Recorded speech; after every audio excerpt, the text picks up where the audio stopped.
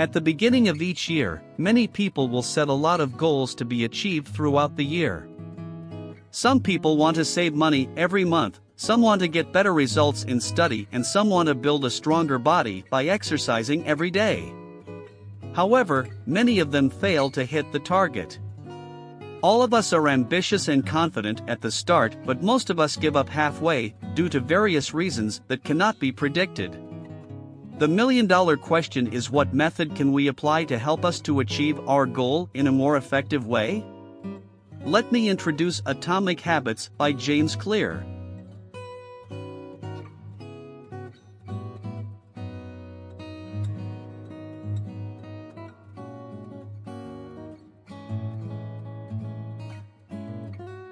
The fundamentals: why tiny changes make a big difference.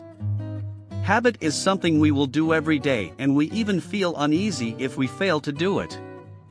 Once it is a habit, actually, we don't need much effort to complete it. The key point is the phase of cultivating the habit we want. Sometimes, even if we don't realize or notice, we have developed some habits. For example, some people like to shake their legs while standing or sitting on a chair. Of course, it is a bad habit. Successful people will tell us the importance of cultivating a good habit.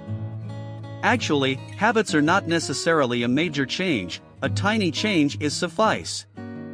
The main thing is we must improve every day. Even if the improvement is only 1%, it can be nearly 37 times better after 1 year. Habits are the compound interest of self-improvement. It is quite hard to notice the improvement if we just ameliorate by 1%.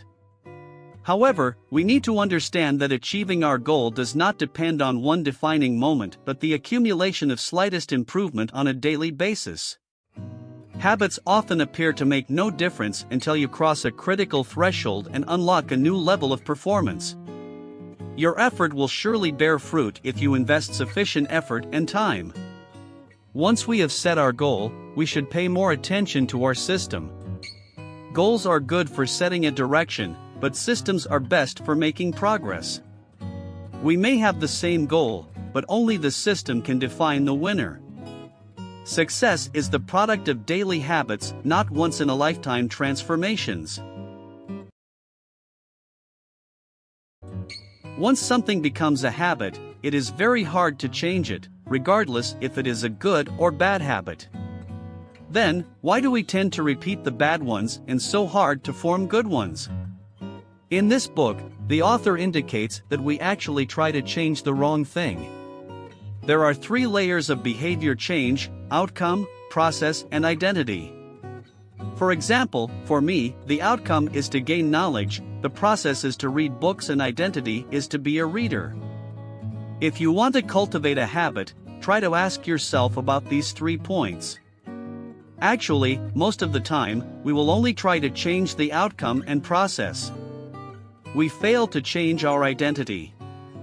You have a new goal and a new plan, but you haven't changed who you are. For example, you want to lead a healthier lifestyle by jogging every morning. However, the inner side of your heart still identifies yourself as a lazy person that doesn't like to exercise. Yeah, maybe you are motivated for the first few days, but actually you are forcing yourself. This routine won't last long or become a habit because you yourself know that you are not that kind of person.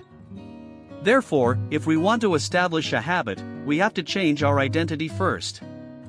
If I want to learn to play guitar, I have to ask myself what kind of people can play guitar very well. I identify myself as a guitarist who loves music and I believe it. We will stick to it only if it is part of our identity. This same goes to a person who wants to stop a bad habit. Instead of saying, "I want to quit gambling," you should say, "I'm not a gambler." As you have made up your mind to quit gambling, you are no longer a gambler. This is how you should identify yourself. Your habits shape your identity, and your identity shapes your habits. A habit is a behavior that has been repeated enough times to become automatic. Then, how do our brains build habits? When you encounter a scenario, your brain will start to think about how to solve it. Going through many times of trial and error, you finally receive positive feedback. As the brain is lazy, it will produce a mental rule: if this, then that. Therefore, if the same or similar things happen in future, you can just carry out the cognitive actions automatically. Your brain does not need to process the same thing again and again. With practice, the useless movements fade away and the useful actions get reinforced. When you are back from work, you feel stressed and exhausted. You want to do something relaxing to let your hair down. You try to watch YouTube, play video games, exercise, and eat desserts.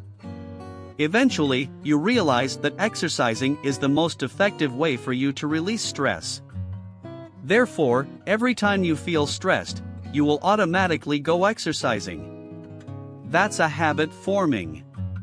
There are 4 steps to build a habit: cue, craving, response, and reward. Cue is about the incident, craving is about the goal, response is about the system, reward is about the satisfaction. Cue triggers a craving, which motivates a response, which produces a reward. If the reward is satisfying, you will do the same thing again under similar circumstances. If you do it for enough time, it will become a habit. This is known as the habit loop. The feedback loop won't be formed if you miss any part of them. For example, I'm back from school is a cue. I want to be comfortable and clean is a craving. So, I go to shower is a response. I feel relieved as my craving is fulfilled is a reward. From the next chapter on, the author mentions the 4 laws of behavior change for creating good habits as well as breaking bad habits. Habits are, simply, reliable solutions to recurring problems in our environment. Feel free to share your thoughts. Remember to subscribe, like and share.